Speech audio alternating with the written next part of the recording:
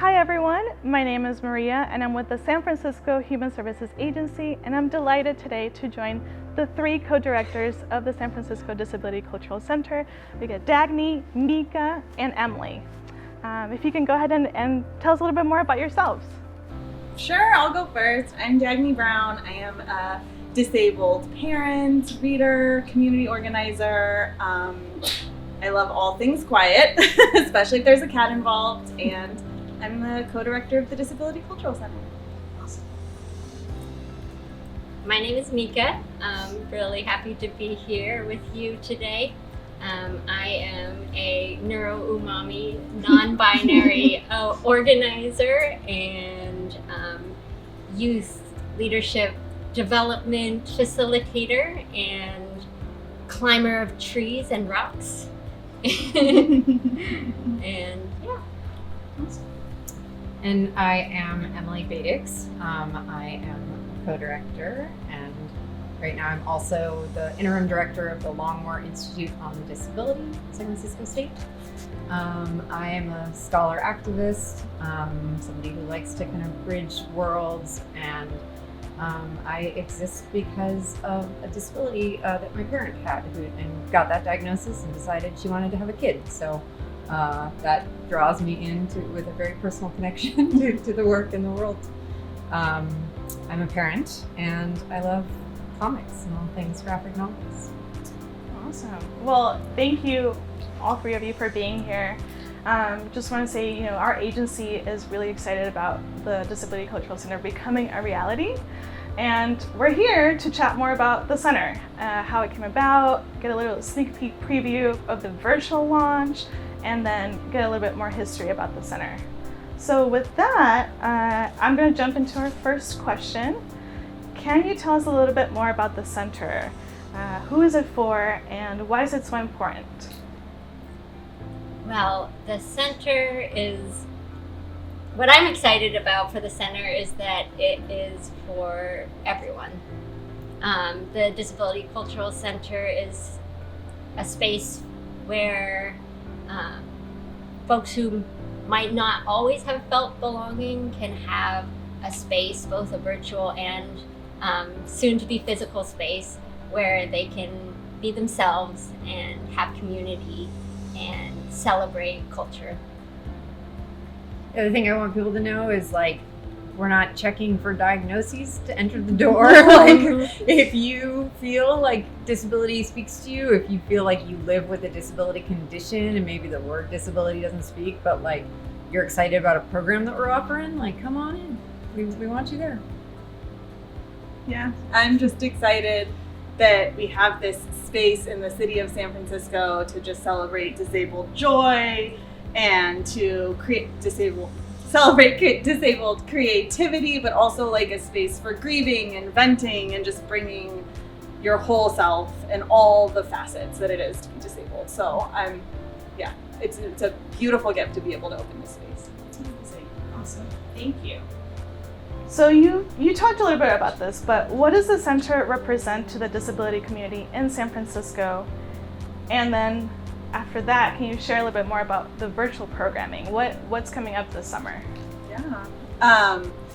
I think that just to kind of what both of my co-directors were saying, it's a space where people who haven't felt belonging can come together and feel belonging, whether it's, an event that's specifically focused on a disability, whether it's a cross-disability event, whether it's a event focused on queerness or being BIPOC or any of the other identities that are in San Francisco. It's a space where we want to cultivate belonging and take leadership from the people who are in those communities and just really be able to hold that space and facilitate that space. So I think for the city of San Francisco, it's another cultural center that will be continually evolving and really open for the community to shape it. There's so many programs coming up. We're having a bachata, interpretive, assisted, adaptive dance. We're having a night of disability culture coming up as our launch. We're also just going to have flexible together time where people can come in and check in and do dishes with someone or do your homework together. There's also going to be some slow dating events, which is something that we've been trying to make happen for a long time. Those are the ones I'm excited about, but I know we all have our own passions. Emily, Mika, either one of you. I was thinking about something else, so you go first. I think I'm just excited more broadly about the Cultural Center being a place that can do the long-term change work. Like, we have a lot of amazing resources in the city that are serving disabled people with, like, how do we, right now there's so many basic needs not being met, and that work is so essential.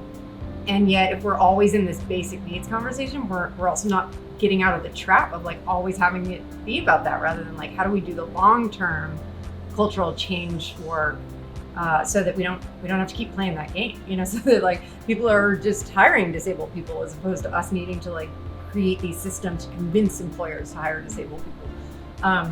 So a lot of our programs are about bringing disabled people together because of the power of disability culture to change hearts and minds and how we understand disability to make that long-term change happen, and also, like, create this community space where some of the networking happens and the sort of sharing of resources to make San Francisco a more livable place for disabled people, whereas in a lot of ways it really isn't right now. So just getting to dream is amazing. And I think we're really trying to bring that into almost every program that we're doing. Like, if it's culture gets written off as, like, silly or trivial, but, like, every single one that we're doing, it's because we actually think this is part of, like, restore and care from, like, living in an environment that has so much ableism, and also just, like, some of the ways that those can build community to fight for those bigger long-term goals ahead.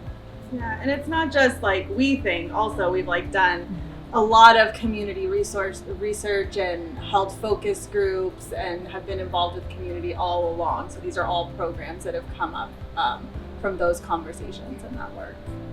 And yeah, it's just really exciting that this is the first municipally funded disability cultural center that we know of in the country, and that, that's the principles of disability justice are really guiding the work that we're doing, and, hearing from the community what their needs and desires are, and creating both a virtual and, helping in the design of this physical space that will be really joyful and easeful, and yeah, just create that sense of belonging that we really want to have. So even in the physical design of the space, like, thinking about how we can meet the needs of so many different bodies and minds in a way that will make it, like, just a wonderful, relaxing, joyful space to be in.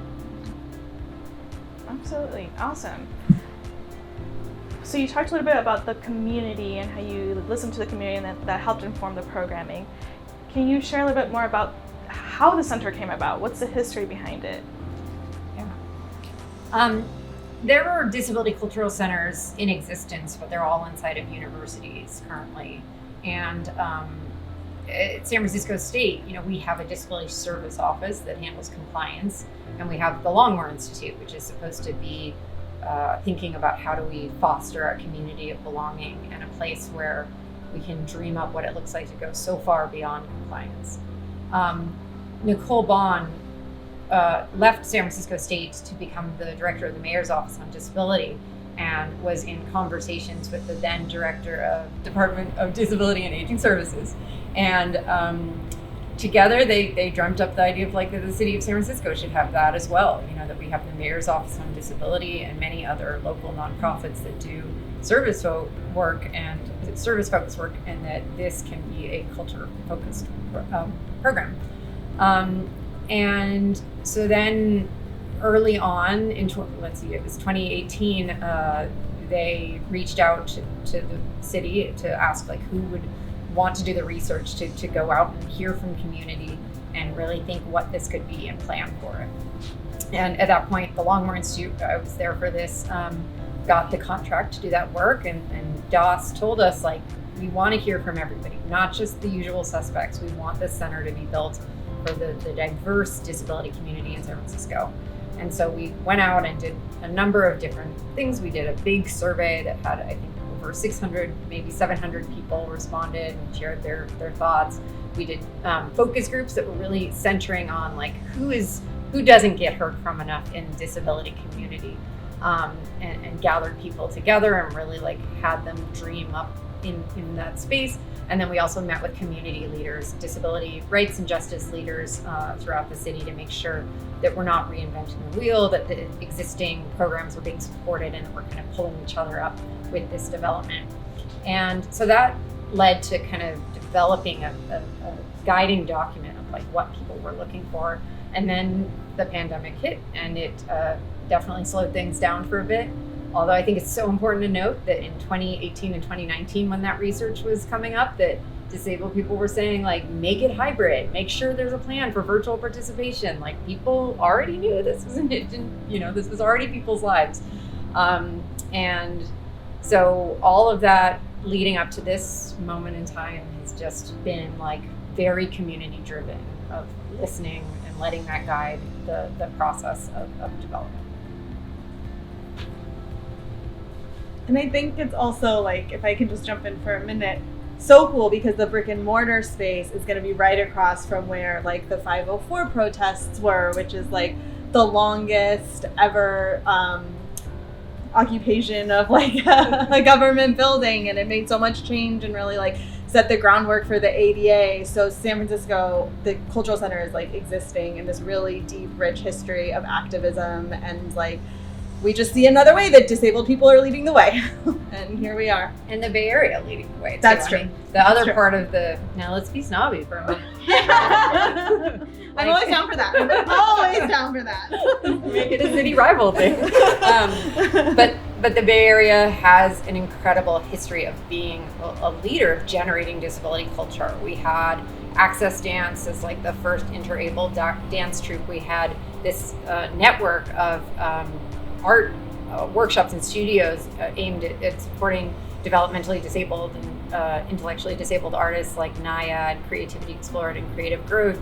And in addition to, like, the Bay Area being this amazing hotbed of disability activism and disability justice, with organizations like Sins Invalid and Disability Justice Culture Club. So it's such an exciting opportunity to show that a city government can do this, and we sure hope others are following suit. We will totally let you steal all the ideas because we want way more of these across the country.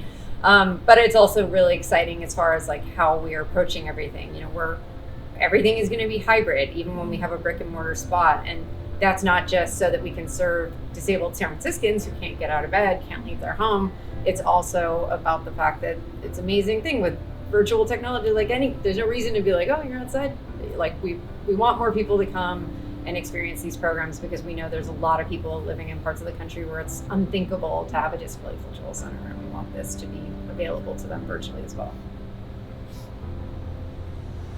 Very, very cool. Well, with that, is there any final thoughts you want to share with us about the center? No? I think I would just say that our first virtual program, our Night of Disability Culture, is happening on Friday, July 12th, and you'll, I'm sure, do the whole tagging us and whatnot for registration. But we would love to have as many people just kind of come and see what disability culture is and experience some really beautiful art and a deep conversation. There will also be, like, a little fashion show, dance party situation. So it'll be really fun.